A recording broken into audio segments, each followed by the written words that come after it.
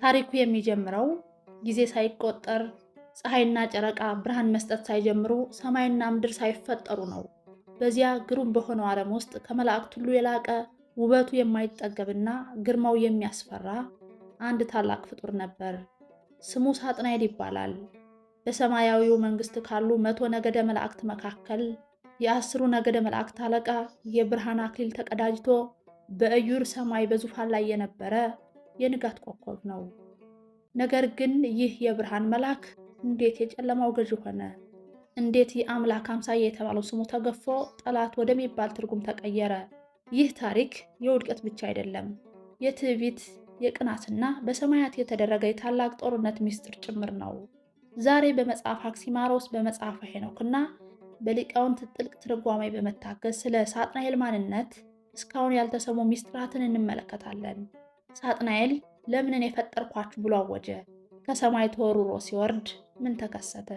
ለሚቀጥሉት ደቂቃዎች ከሰው ልጅ መፈጠር በፊት ወደ ነበረው ምስጢራዊ ዓለም እንጓዛለን። እስከ መጨረሻው አብራችሁን ቆዩ። ከወደዳችሁትን ላይክ አድርጉ። ለቻናሉ አዲስ ከሆናችሁ ሰብስክራይብ እያደረጋችሁ ቤተሰብ ሁኑ።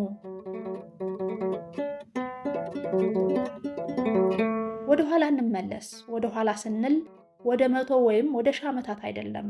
ጊዜ ራሱ ወዳልተቆጠረበት፣ ፀሐይና ጨረቃ ብርሃን መስጠት ወዳልጀመሩበት፣ ሰማይና ምድር ወዳልነበሩበት የጥንት ዘመን እንጓዝ። በዚያ በእዩር ሰማይ በብርሃን ባህር ውስጥ አንድ እጅግ አስደናቂ ፍጡር ቆሟል። ይህ ፍጡር እንደ ሌሎች መላእክት አይደለም። ገና ሲታይ ግርማው የሚያስፈራ፣ ውበቱ ዓይን ይማርካል። እሱ ሳጥናኤል ነው። ስሙ ራሱ ሚስጥር አለው። ሳጥና ማለት ምስጋና ወይም ክብር ሲሆን ኤል ደግሞ የአምላክ ስም ነው። የአምላክ ምስጋና ወይም የአምላክ አምሳያ ተብሎ የተጠራው ይህ መልአክ በሰማያት ካሉት 100 ነገደ መላእክት መካከል የሁሉ የበላይ የሁሉ ገዥ ነበር። ሳጥናኤል ዝም ብሎ የተፈጠረ መልአክ አይደለም። እሱ የእግዚአብሔር የጥበብ ማሳያ ተደርጎ ነበር የተፈጠረው። በመንፈሳዊ ድርሳናት ዘንድ የጥበብ ማህተም ይባላል። እግዚአብሔር ለሌሎች መላእክት ያልገለጠውን ጥልቅ እውቀትና ምስጢር ለሳጥናኤል ገልጦለት ነበር። መልኩ እንደ ንጋት ኮከብ የሚያበራ፣ ዓይን የሚጋርድ ግርማ ነበረው። በሰውኛ ቋንቋ ሊገለጽ የማይችል ፍጹም ውበት ተሰጥቶት ነበር። እንደ መጽሐፍ አክሲማሮስ ትርጓሜ ሳጥናኤል ሲፈጠር የተጎናጸፋቸው አልባሳትና ጌጦች ተራ አልነበሩም። ከፀሐይ 7 እጥፍ የሚበልጥ ብርሃን የሚፈነጥቅ፣ መላእክት ሲያዩት የሚደመሙበት ልብሰ ብርሃን ነበረው። ትንቢተ ሕዝቅኤል ምዕራፍ 28 ቁጥር 13 ላይ ከሳጥናኤል ልብስ ላይ የተነጠፉ 10 አይነት የከበሩ ድንጋዮችና ዕንቁዎች ነበሩ ይላል። እነዚህም ሰርዲዮን፣ ቶጳዚዮን፣ አልማዝ፣ ቢረሌ፣ መረገድና ሌሎች ሲሆኑ ይህም የሚያሳየው በሰማይ ያለውን የሊቀ ካህናት ያህል የሆነውን ክብሩን ነው። ሳጥናኤል በሰማይ የነበረው ሹመት የሰራዊት ጌታ እንደራሴ ያክል ነው። ከ100 ነገደ መላእክት መካከል 10ሩን ነገዶች በ100 ሺህ የሚቆጠሩ መላእክትን በቀጥታ ይገዛ ነበር። ከፍተኛዋ ሰማይ እዩር ትባላለች። ሳጥናኤል የዚች ሰማይ ባለቤትና በዚያ የብርሃን ዙፋን የተዘረጋለት ታላቅ መሪ ነበር። ሌሎች የመላእክት አለቃዎች ለሳጥናኤል ትልቅ አክብሮት ነበራቸው። እሱ በፈጣሪና በፈጠራቸው መላእክት መካከል እንደ ድልድይ ሆኖ ይታይ ነበር። ሳጥናኤል በዜማና በምስጋናም ወደር አልነበረውም። በሰማይ ታላላቅ የምስጋና በዓላት ሲከበሩ ሳጥናኤል ቀድሞ በመቆም ዝማሬን ይመራ ነበር። ከበሮና እምቢልታ ተብሎ በትንቢተ ሕዝቅኤል እንደተጠቀሰው በውስጡ የተፈጥሮ የዝማሬ ተሰጥኦ ነበረው። ድምፁ በሰማያት ሲሰማ መላእክት ሁሉ በደስታ ይሞሉ ነበር።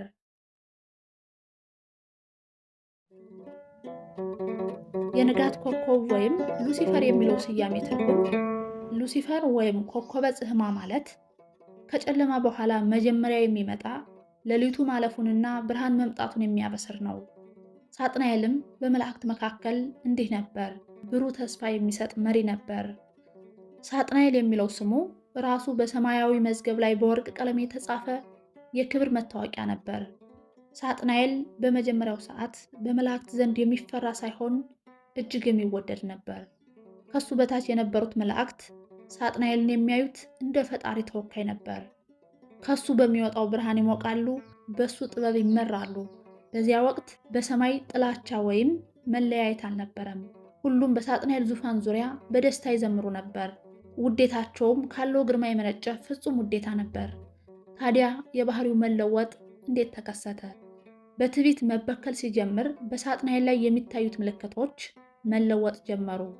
ከዝማሬ ወደ ፉከራ፣ ፈጣሪን ያመሰግንባቸው የነበሩት ቃላት ቀስ እያሉ ወደ እኔነት ተቀየሩ። እግዚአብሔር እንዲህ አደረገ ከማለት እኔ እንዲህ አደረግኩ ማለት ጀመረ። ከሌሎች መላእክት ጋር የነበረው የፍቅር ግንኙነት ቀርቶ ራሱን ለብቻው ከፍ ማድረግና ሌሎችን እንደ ተላላኪ ማየት ጀመረ። መላእክትም በሳጥናኤል ፊት ሲቆሙ ቀድሞ የሚሰማቸው ሰላም ቀርቶ ያልተለመደ ከባድነት ተሰማቸው። እግዚአብሔር መላእክትን በፈጠረ ጊዜ ለጊዜው ራሱን አልገለጠላቸውም ነበርና መላእክትም ነቅተው ራሳቸውን ሲያዩ ማን ፈጠረን የሚል ጥያቄ አደረባቸው። በዚህ መሃል ሳጥናኤል በክብር ከሁሉ በልጦ በጌጣጌጦና በብርሃን ተጎናጽፎ ራሱን አገኘው። በዚህ ጊዜ የትዕቢት መንፈስ አደረበትና ከኔ በላይ ሌላ ፈጣሪ የለም፣ እነዚህን ሁሉ መላእክት የፈጠርኳቸው እኔ ነኝ ብሎ በልቡ አሰበ። እኔ ፈጠርኳችሁ አላቸው። ሳጥናኤል እኔ ፈጠርኳችሁ የሚለውን አዋጅ ሲያውጅ በሰማያት የነበረው ውዴታ በአንድ አፍታ ወደ ታላቅ ፍርሃት ተቀየረ። መላእክት እንዴት እንዲህ ይላል በሚል ክፉኛ ተሸበሩ። በሰማይ ለመጀመሪያ ጊዜ ውሸት ተሰማ። ይህ ደግሞ ለመላእክት ባዕድ የሆነ ስሜት ነበር። አንዳንዶች እንዲህ ያለ ግርማ ያለው ፈጣሪ ሊሆን ይችላል ብለው በጥርጣሬና በፍርሃት ሰገዱለት። ይህ ስግደት ግን የፍቅር ሳይሆን ካልሰገድን ምን እንሆን ይሆን የሚል የፍርሃት ስግደት ነበር። ሳጥናኤል ከፈጣሪው በመለየቱ ምክንያት የሳጥናኤል ብርሃን ተቀየረ። ጸጋ ብርሃኑ ሲገፈፍ ሰማያዊቷ ከተማ እዩር በጭጋግ ተዋጠች። መላእክት እርስ በርሳቸው መተያየት አቃታቸው። ፍቅር በሌለበት ቦታ ጨለማ ነገሰ። የሳጥናኤል ውድቀት የጀመረው ገና ከመፈጠሩ ጥቂት ደቂቃዎች በኋላ በነበረው የዝምታ ሰዓት ነው። እግዚአብሔር መላእክትን ሲፈጥራቸው ወዲያውኑ ራሱን አልገለጠላቸውም። ይልቁንም መላእክቱ እርስ በርሳቸው እንዲተያዩ አደረገ። በዚህ ሰዓት ሳጥናኤል ራሱን ተመለከተ። ከመላእክት ሁሉ በላይ ሆኖ እጅግ በበራና በደመቀ ግርማ ላይ መቆሙን አየ። በዚያች ቅጽበት በልቡ ውስጥ የመጀመሪያዋ ጥርጣሬ በቀለች። ይህንን ሁሉ ማን አመጣው? እኔስ ራሴን አልፈጠርኩት ይሆን የሚል የጥያቄ ምልክት ተፈጠረ። በሰማያት ውስጥ እግዚአብሔር የሚለው ቃል እንጂ እኔ የሚለው ቃል አይታወቅም ነበር። ሳጥናኤል ግን በልቡ ውስጥ እኔ የሚለውን ቃል ፈጠረ። ሳጥናኤል ራሱን እንደ ፍጡር ሳይሆን እንደ ፈጣሪ ማየት ጀመረ። የተሰጠውን ጸጋውን፣ ውበቱን፣ ብርሃኑን፣ ስልጣኑን እንደ ራሱ የባህሪ ገንዘብ አድርጎ ቆጠረው። ይህ ውበት የኔ ነው፣ ይህ ዙፋን የኔ ነው አለ። ራሱን እያየ ባለበት ወቅት ፈጣሪውን ማየት ተሳነው። ትዕቢት ማለት ራስን ከልክ በላይ መመልከትና ከፈጣሪ መጋረድ ነው። ሳጥናኤል ውድቀቱን የጀመረው በራሱ ላይ በዋሸው ውሸት ነው። ፈጣሪ ቢኖርማ ኖሮ ለምን ራሱን አይገልጥም?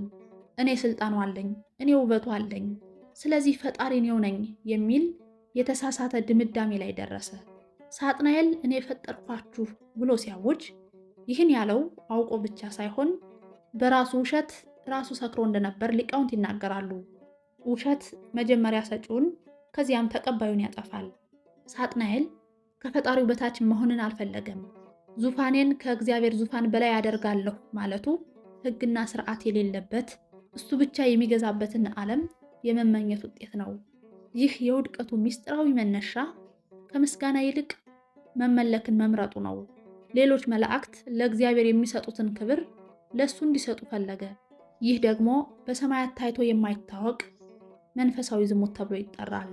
በዚህ የውድቀት መነሻ ወቅት በሰማይ የነበረው ድባብ እጅግ አስገራሚ ነበር። የሳጥናኤል ትዕቢት በሰማይ ላይ መንፈሳዊ ጭጋግ ፈጠረ። መላእክትም እውነት ፈጣሪያችን ሳጥናኤል ይሆን ብለው መጠራጠር ጀመሩ። ውድቀቱ የጀመረው በድርጊት ሳይሆን በሐሳብ ክፍፍል ነው። ሰማይ በሁለት ጎራ ተከፈለች፣ በእውነትና በውሸት።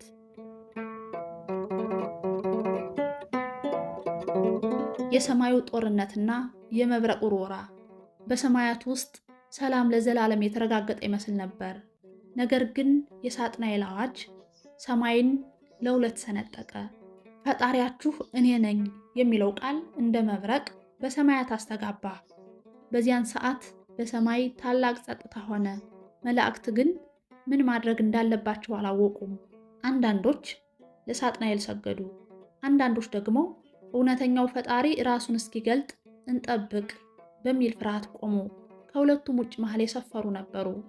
በዚህ ግራ መጋባት ውስጥ ከዝቅተኛው ነገድ የተነሳ አንድ ድምፅ ተሰማ። ይህ ድምፅ የቅዱስ ገብርኤል ድምፅ ነበር። በዚህ ግራ መጋባት ወቅት ቅዱስ ገብርኤል መላእክትን ለማረጋጋት እውነተኛው ፈጣሪ እስኪገለጥ ድረስ መላእክት ካሉበት ንቅንቅ እንዳይሉ ባለንበት በሃይማኖት እንቁም ብሎ አወጀ። እውነትም በሱ ዘንድ ነበረች። ይህ መልአክ ፈጣሪ ቢሆን ኖሮ እንዲህ ባለ ትዕቢትና ውሸት አይናገርም ነበር በማለት መላእክትን ማጽናናት ጀመረ። በሰማይ ለመጀመሪያ ጊዜ በእውነትና በውሸት መካከል ጦርነት ተከፈተ። ይህ ጦርነት እንደ ምድራዊ ጦርነት በሰይፍና በጦር የሚደረግ አልነበረም። የብርሃንና የጨለማ፣ የእውነትና የውሸት ትግል ነበር። ሳጥናኤል በክብሩ ተማምኖ ለእኔ ያልሰገደ ይጠፋል ሲል፣ የቅዱስ ገብርኤል ተከታዮች ደግሞ እግዚአብሔር አምላካችን ነው በሚል ዝማሬ መለሱለት። የሳጥናኤል መሸነፍ። እግዚአብሔር ራሱን ሲገልጥና ኃይሉን በቅዱስ ገብርኤል ላይ ሲያሳድር ሳጥናኤል የመቋቋም አቅም አጣ። የብርሃን ልብሱ ተገፈፈ፣ ዘውዱም ወደቀ። በመጨረሻም የሳጥናኤል ትዕቢት ዋጋውን አገኘ። ጌታችን በወንጌል እንዳለው ሳጥናኤል እንደ መብረቅ ከሰማይ ሲወድቅ አየሁ ይላል። ሉቃስ ወንጌል ምዕራፍ 10 ቁጥር 18። ሳጥናኤል ከሰማይ ተወርውሮ ሲወርድ በሰማያት ላይ ትልቅ የብርሃን መስመር ትቶ አለፈ። እሱና ተከታዮቹ መላእክት እንደ ኮከብ እየረገፉ ወደ ጥልቁ ጨለማ ወረዱ። ወደ ምድርና ወደ አየር ሲቃረቡ መልካቸው ተቀየረ። የብርሃን ክንፋቸው ወደ ጥቁርነት፣ ፊታቸው ወደ አስፈሪ አውሬነት ተለወጠ። ሳጥናኤል ዲያብሎስ ከሳሽ ሆኖ በምድር ላይ ተጣለ። ሳጥናኤል ከሰማይ ሲወድቅ የቀረው ክብሩ ብቻ ሳይሆን መላ ማንነቱ ጭምር ነው። በሰማይ የነበረው ውበቱ ወደ አስፈሪ ጨለማነት ተቀየረ። ሊቃውንት እንደሚሉት ሳጥናኤልና ተከታዮቹ መላእክት ወደ ምድር ሲወርዱ በሶስት ቦታዎች ተከፋፈሉ። አንደኛ በአየር ላይ የቀሩት በሰማይና በምድር መካከል ሆነው የሰው ልጅ ሐሳብ የሚበክሉ ናቸው። ሁለተኛ በምድር ላይ የወደቁት በሰው ልጅ መካከል ሆነው ጦርነትን፣ ጥላቻንና መለያየትን የሚዘሩ ናቸው። ሶስተኛ በጥልቁ ወይም ሲኦል የታሰሩት እስከ መጨረሻው የፍርድ ቀን ድረስ በጨለማ እንዲቆዩ የተፈረደባቸው ናቸው። በአዳም ላይ የተጀመረው ቅናት። ሳጥናኤልና ተከታዮቹ ከሰማይ ተባረው በአየርና በምድር ላይ ሲንከራተቱ በሰማያት የነሱ ቦታ ወይም ከተማቸው ባዶ ሆኖ ነበር። እግዚአብሔር አዳምን ፈጥሮ በእነሱ ምትክ በሰማያዊው ክብር ሊተካው እንደሆነ ሲረዳ ሳጥናኤል በታላቅ ቁጣ ተሞላ። እኔ የብርሃን መልአክ ሆኜ ሳለሁ ያጣሁትን ክብር ይህ ከጭቃና ከመሬት የተበጀ ፍጡር ሊወርሰው ነው የሚል የቅናት እሳት በልቡ ነደደ። በተንኮልም ለመጣል ወሰነ። እባብ በዚያን ጊዜ እግር ያለውና ክብር የነበረው ፍጡር ነበር። ሳጥናኤል በእባቡ ውስጥ ሆኖ ሔዋንን ያነጋገራት በወዳጅነት መልክ ነበር። ይችን ዕፅ ብትበሉ እንደ አምላክ ትሆናላችሁ አላቸው። የሚገርመው ሳጥናኤል ራሱ የወደቀበትን ያንኑ አምላክ የመሆን ምኞት ለሰው ልጅ እንደ ማጥመጃ ተጠቀመበት። አዳምና ሔዋን ቢበሉ አምላክ እንደማይሆኑ እያወቀ ክብራቸውን እንዲያጡና እንደሱ የተረገሙ እንዲሆኑ ፈልጎ ነበር። አዳምና ሔዋን ትእዛዝን አፍርሰው የብርሃን ልብሳቸውን ሲገፈፉና ከገነት ሲባረሩ ሳጥናኤል ትልቅ ድል እንዳገኘ ተሰማው። እኔ ካጣሁት ክብር እነሱም ይውጡ የሚል ነበር። ነገር ግን እግዚአብሔር ለአዳም የገባለትን የማዳን ተስፋ ሲሰማ የሳጥናኤል ቅናት ወደ አዲስ ምዕራፍ ተሸጋገረ። ከዚያን ቀን ጀምሮ የሰው ልጅ ወደ ሲኦል ለመውሰድ የጥፋት ስራውን ቀጠለ። ዛሬ ሳጥናኤል በሰው ልጆች መካከል የሚጠቀመው ትልቁ መሳሪያ ግልጽ የሆነ ጥቃት አይደለም፣ ይልቁንም ረቂቅ የሆኑ ማታለያዎች ናቸው። ልክ እሱ በሰማይ ራሱን እንዳመለከ ዛሬም የሰው ልጆች ከፈጣሪያቸው ይልቅ ለራሳቸው ዝናና ስልጣን እንዲገዙ ያደርጋል። በቤተሰብ በሀገርና በሃይማኖት መካከል የጥል ዘርን በመዝራት ሰላምን ያጠፋል። እውነትን በሐሰት በመተካት ዓለምን ያታልላል። የሳጥናኤል ታሪክ የአንድ የውድቀት ምልክት ብቻ አይደለም። ትዕቢትና ራስን መውደድ በየትኛውም ታላቅነት ላይ ቢሆኑ መጨረሻቸው ውድቀት መሆኑን የሚያሳይ ትልቅ መስታወት ነው። ከብርሃን ተራራ ጫፍ ላይ የተወረወረው ሳጥናኤል ዛሬም ድረስ የሰው ልጅ ከክብሩ ለማዋረድ ይተጋል። ነገር ግን እንደ ቅዱስ ገብርኤል ባለንበት እንቁም በሚል የትህትናና የእውቀት መንፈስ የቆሙ ሁሉ በሳጥናኤል ላይ ድልን ይቀዳጃሉ።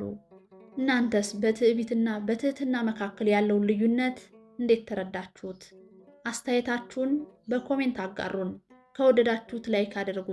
ለሌሎች እንዲደርስ ሸር አድርጉ። ለቻናላችን አዲስ ከሆናችሁ ደግሞ ሰብስክራይብ እያደረጋችሁ ቤተሰብ ሁኑ። በቀጣይ በሌላ አስደናቂ ታሪክ እስክንገናኝ ሰላም ቆዩ።